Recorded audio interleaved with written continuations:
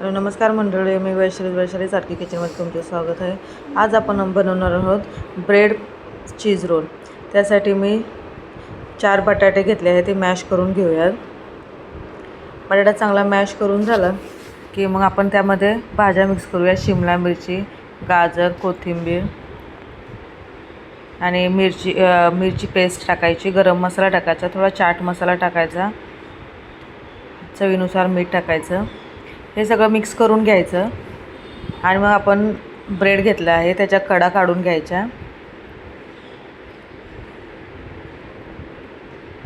हा चीज bread roll खायला खूप छान लागतो, मस्त आणि कुरकुरीत होतो। आणि कडा काढून घेतल्यानंतर तो पाण्यामध्ये थोडा हे करायचा आणि नंतर मग भिजवून घ्यायचा। आणि आपण जे स्टफिंग केलेलं आहे त्यामध्ये थोडं मोझरेला चीज घालायचं आणि गोळा बनवून घ्यायचा।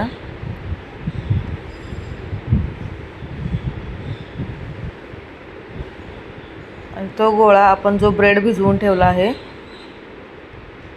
भिजवून घेतलेला आहे, त्यामध्ये आपण त्यातून पाणी काढून घेऊया आणि त्यामध्ये तो गोळा घालूया। गोळा ठेवून असा तो तुम्ही कसाही शेप करू शकता।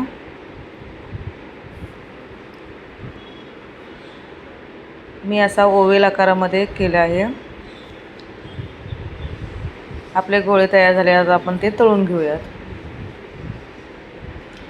आपले हे ब्रेड रोल्स आता आपण डीप फ्राय करून घेऊया, कुरकुरीत होईपर्यंत तळून घेऊयात। गोल्डन कलर झाला की ते आपण काढून घेऊयात।